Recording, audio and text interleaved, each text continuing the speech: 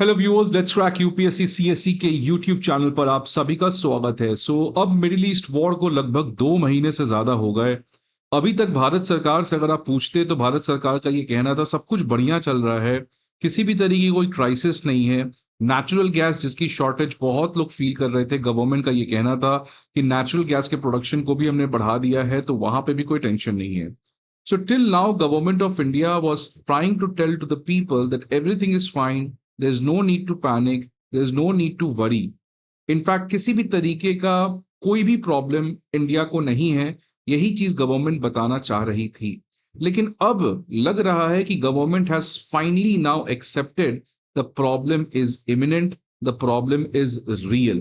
Because पहली बार war के स्टार्ट होने के बाद प्राइम मिनिस्टर मोदी ने इंडियंस को सजेशन दिया है that this is the time to go with austerity measures. Austerity का मतलब self restraint.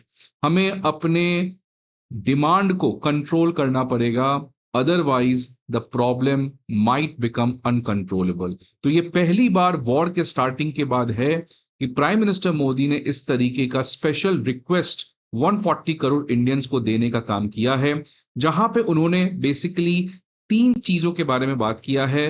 That Indian should avoid gold purchase, postpone foreign traveller and work from home.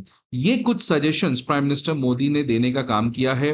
इसमें सबसे ज्यादा फोकस गोल्ड परचेस के ऊपर था, जिसके बारे में आज इस सेशन में हम लोग बात करेंगे। बट प्राइम मिनिस्टर मोदी ने कहा है कि इन 3 चीजों को हमें अर्जेंटली कॉस्ट कटिंग मेजर के अंदर अपने डिमांड को कम करना पड़ेगा। बिकॉज आज इकोनॉमिक फॉलआउट, जो इकोनॉमिक इंपैक्ट है ईरान यूएस वॉर का, वो हर तरीके से इकोनॉमी को इंपैक्ट करते हुए दिख रहा है। आप देख सकते हैं कि मिडिल ईस्ट में अभी भी क्राइसिस कम होते हुए नाम नहीं लग रहा है। इनफैक्ट मेरे हिसाब से तो ये क्राइसिस जो है वो कैसे कंट्रोल होगा ये नहीं पता, बिकॉज ये अब एक एनार्किकल सिचुएशन है। बिकॉज देखिए ईरान में क्या हो गया है कि ऑब्वियसली बहुत बड़ा इंपैक्ट अमेरिका के मिसाइल अटैक में हुआ है। तो ईरान में अब कौन कंट्रोल कर रहा है, कौन सी प्रॉक्सी ग्रुप के पास कौन सी मिसाइल है, कौन सी proxy group strait of Hormuz के पास कहां पे काम कर रही है, खुद ईरानियन रेजिम को शायद इस समय नहीं पता होगा। और इसी तरीके से अनकंट्रोल तरीके से स्ट्रेट ऑफ हॉर्मुज में French container, British container ships के ऊपर अटैक हो रहा है। इसीलिए अभी भी जो क्रूड ऑयल की प्राइस है वो $100 पर बैरल से ज्यादा है, जो क्लियरली बताती है कि संकट कितना ज्यादा बड़ा होते हुए दिख रहा है। अब इसी पूरे केओस में प्राइम मिनिस्टर मोदी ने पहली बार, जैसे मैंने पहले भी कहा, अपील किया है कि हमें अपने प्रीशियस फॉरेक्स रिजर्व को बचाना है। फॉरेक्स रिजर्व का मतलब जो आरबीआई अपने पास फॉरेन करेंसी में या फॉरेन एक्सचेंज में रिजर्व्स को मेंटेन करती है। बिकॉज देखिए यहां पे फॉरेक्स रिजर्व का मतलब रूपी में रिजर्व नहीं हुआ। बिकॉज ये जो फॉरेक्स रिजर्व आरबीआई मेंटेन करती है ये एक्सटर्नल सेक्टर के स्टेबिलिटी के लिए मेंटेन करती है। एक्सटर्नल सेक्टर के स्टेबिलिटी का मतलब कि अगर हमें बाहर से कुछ खरीदना है, उसके लिए हमारे पास पर्याप्त उस तरीके के एसेट्स होने चाहिए जिसके थ्रू हम बाहर से कुछ खरीद सकते हैं। अगर हमारे पास रुपी रहेगा तो अमेरिका से हम कुछ खरीद नहीं पाएंगे, सऊदी से हम तेल नहीं खरीद पाएंगे। इसलिए फॉरेक्स रिजर्व में आरबीआई अपने पास उन ऐसे एसेट्स का रिजर्व रखती है जिसको इंडिया बाहर से कुछ भी खरीदने के लिए यूज कर सकती है। अब फॉरेक्स रिजर्व इस तरीके से घट रहा है, जिस कॉन्टेक्स्ट में प्राइम मिनिस्टर मोदी ने कहा है कि फॉरेक्स रिजर्व को हमें बचाना है, फॉरेक्स रिजर्व को हमें जिस तरीके से गिरावट देखने को मिली है उसको कंट्रोल करना है। और इसके लिए प्राइम मिनिस्टर मोदी ने बेसिकली 4 अपील किए हैं। सबसे पहला, 1 साल तक इंडियंस को गोल्ड अवॉइड करना चाहिए। फॉरेन ट्रैवलर जो अननेसेसरी है, मतलब टूरिज्म एंड अदर थिंग्स के लिए नहीं जाना चाहिए। अगर मेडिकल टूरिज्म है तो आप जाइए, या जॉब है तो जाइए, बट अननेसेसरी फॉरेन ट्रैवल हमें अवॉइड करना चाहिए। पेट्रोल एंड डीजल को हमें कट डाउन करना चाहिए, और इसलिए प्राइम मिनिस्टर मोदी ने वर्क फ्रॉम होम का सजेशन दिया यहां पर। और चौथा, adopt organic farming. Organic farming का इसलिए सजेशन है बिकॉज इससे हमें फर्टिलाइजर को बनाने के लिए जो नेचुरल गैस, जो फर्टिलाइजर यूरिया है, यूरिया को बनाने के लिए जो नेचुरल गैस हमें बाहर से इंपोर्ट करना पड़ता है वो हमें कम करना पड़ेगा। तो प्राइम मिनिस्टर मोदी ने यहां पे क्लियरली ये 4 सजेशंस देने का काम किया है। अब ये जो हमारा फॉरेक्स रिजर्व है, जिसको हम लोग डॉलर रिजर्व्स भी कहते हैं, ये क्यों आज प्रेशर में है? सबसे पहले तो जो क्रूड ऑयल और फर्टिलाइजर का प्राइस है इंटरनेशनल मार्केट में वो काफी बढ़ गया है। अगर पहले हमें $80 खर्च करना पड़ रहा था एक बैरल तेल मंगाने के लिए, आज हमें $100 खर्च करना पड़ रहा है। दूसरा, इंपोर्ट हमारा बढ़ा है ज्यादा रेट से एज कंपेयर टू इंडिया का एक्सपोर्ट। आपको पता है कि हमारा एक्सपोर्ट जो है वो बढ़ रहा है, नो डाउट, बट जो इंपोर्ट के बढ़ने का रेट है वो एक्सपोर्ट से भी ज्यादा है, जिसकी वजह से हमारा नेट एक्सपोर्ट जो है वो नेगेटिव है, जिसकी वजह से हमारा नेट एक्सपोर्ट जो है वो नेगेटिव है। और इसीलिए आप सुनते होंगे करंट अकाउंट डेफिसिट रहता है इंडिया का। तो जब हम बाहर ज्यादा चीज बाहर से खरीदते हैं एज कंपेयर टू जितना चीज हम इंडिया से बाहर बेचते हैं, तो ऑब्वियसली हमें डॉलर रिजर्व्स को यूज करना पड़ेगा। रेमिटांस, आपको पता है कुछ दिन पहले यूनाइटेड नेशन की रिपोर्ट आई, उसमें कहा गया कि इंडिया जो है वो वर्ल्ड का सबसे ज्यादा रेमिटांस रिसीविंग कंट्री है, लगभग $135 बिलियन का रेमिटांस आता है। तो ये सब जो प्रॉब्लम है हमारा इंपोर्ट एक्सपोर्ट से ज्यादा है, जहां पे हमें डॉलर खर्च करना पड़ता है, इस डॉलर को कुछ हद तक हम कॉम्पेंसेट कर पाते हैं रेमिटांस, जो इंडियन रेसिडेंट्स बाहर जाके कमाकर इंडिया पैसा वापस भेजते हैं। लेकिन ये रेमिटांस जो है वो खुद आपको पता है आने वाले समय में प्रॉब्लम होगा, बिकॉज सबसे ज्यादा रेमिटांस हमें यूएस में आता है, यूएस से आता है इंडिया में। लेकिन ट्रम्प की anti immigration policy, visa restrictions और रेमिटांस के ऊपर टैक्स लगाने से ऑब्वियसली ये रेमिटांस प्रॉब्लम में आएगा। और जो दूसरा सबसे बड़ा सोर्स है रेमिटांस का, मिडिल ईस्ट, वहां पे क्राइसिस की वजह से इफेक्टिव स्लोडाउन की तरफ बढ़ रही है मिडिल ईस्ट की कंट्रीज, और उसकी वजह से अगेन जो लेबर डिमांड है उन कंट्रीज में वो कम होगा।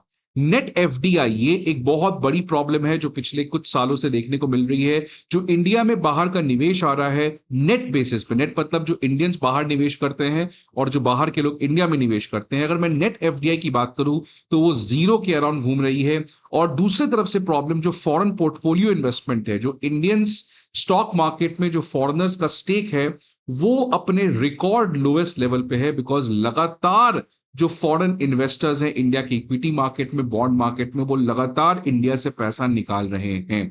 और जब वो पैसा निकालते हैं तो ऑब्वियसली डॉलर भी इंडिया से बाहर चला जाता है। और साथ ही साथ रूपी जो है वो लगातार गिर रही है, और इस गिरावट को रोकने के लिए आरबीआई को फॉरेक्स मार्केट में इंटरवीन करना पड़ता है, जहां पे आरबीआई डॉलर को सेल करती है और रूपी को बाई करती है। तो इन तमाम रीजंस की वजह से आज जो है डॉलर एक बहुत बड़े प्रॉब्लम में आते हुए दिख रहा है। इंडिया का जो डॉलर रिजर्व्स है, फॉरेक्स रिजर्व है, और आने वाले समय में ये जो प्रॉब्लम है ये और बढ़ता हुआ दिख रहा है। ऑल्दो मिडिल ईस्ट में वॉर किसी तरीके से स्टेबलाइज भी हो जाए, बट ऐसा नहीं कि क्रूड ऑयल की प्राइस वापस से नॉर्मल हो जाएगी। इंपोर्ट एक्सपोर्ट से कई समय से लगातार ये गैप बढ़ते हुए दिख रहा है। रेमिटांस जो है वो ट्रम्प अभी रहेंगे तो ये और प्रॉब्लम में आएगा ही आएगा। एफपीआई लगातार इंडिया से इसलिए बाहर निकाल रहे हैं बिकॉज इंडिया में कोई सेमीकंडक्टर या एआई को लेकर कोई डेवलपमेंट नहीं हो रहा है, और रूपी में गिरावट होना भी इमिनेंट है, तो आरबीआई को इंटरवीन करना पड़ेगा। So these are not the problem which is going to be there only for couple of days. These problems are going to be there on a durable basis, and that's what Prime Minister Modi has now finally accepted that forex reserve आने वाले समय में एक significant pressure में आ सकता है। याद रखिएगा 1991 का जो बैलेंस ऑफ पेमेंट क्राइसिस हुआ था वो भी फॉरेक्स रिजर्व में क्राइसिस आया था। हमारे पास फॉरेक्स रिजर्व इतना कम हो चुका था कि हम केवल 2 वीक तक अपने इंपोर्ट को कर सकते हैं। आज ऑब्वियसली हमारा फॉरेक्स रिजर्व आप देख सकते हैं $700 बिलियन से ज्यादा है, लेकिन अब फॉरेक्स रिजर्व में लगातार एक तरीके की गिरावट देखने को मिल रही है। और इनफैक्ट अगर मैं लेटेस्ट डेटा बात करूं 1 मई का, तो हमारी फॉरेक्स रिजर्व $700 बिलियन से भी कम होकर $690 बिलियन पर आ चुकी है as per the data release by RBI.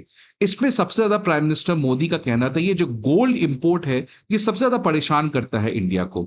आप देखिए कि इंडिया जो है वो वर्ल्ड का लार्जेस्ट कंज्यूमर है गोल्ड का, लेकिन अनफॉर्चुनेटली जो गोल्ड हम लोग खरीदते हैं उसमें से 800 टन सोना तो बाहर से आता है, केवल इंडिया के अंदर 1 से 2 टन डोमेस्टिकली प्रोड्यूस करता है। विच मींस जो हमारा गोल्ड रिक्वायरमेंट है उसका 90% हमें क्या करना पड़ता है, बाहर से इंपोर्ट करना पड़ता है। चलिए ठीक है, इस इंपोर्ट के लिए हमें क्या खर्च करना पड़ेगा, फॉरेक्स रिजर्व खर्च करना पड़ेगा।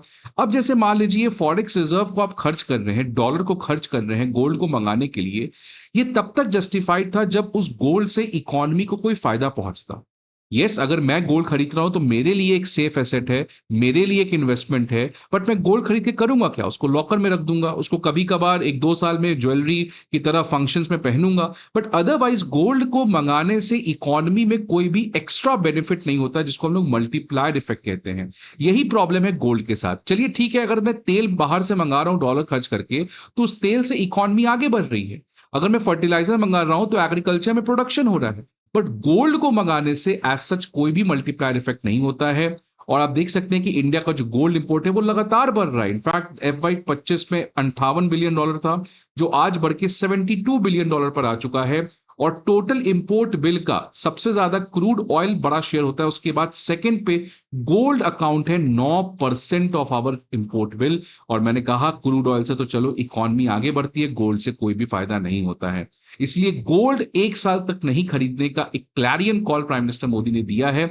गवर्नमेंट ऑफ इंडिया कई समय से गोल्ड के इंपोर्ट को कट कर रही है, इसलिए नए नए इंस्ट्रूमेंट लॉन्च करती है, sovereign gold bond, gold monetisation scheme, gold ETF, और अभी नया gold electronic gold receipts EGR भी लॉन्च किया गया है 8 मई को। अब गवर्नमेंट ऑफ इंडिया ने इस तरीके का रिक्वेस्ट तो दे दिया है, एक तरीके का वार्निंग दे दिया है। Now whether Indians are going to follow what the government is trying to say, because if India needs to Viksit Bharat, if India needs to become Viksit Bharat, then that's not only the job of the government, it's also the job of every normal citizen of this country. I hope आपको ये video अच्छा लगे। See you again some other video. Till then, goodbye and take care.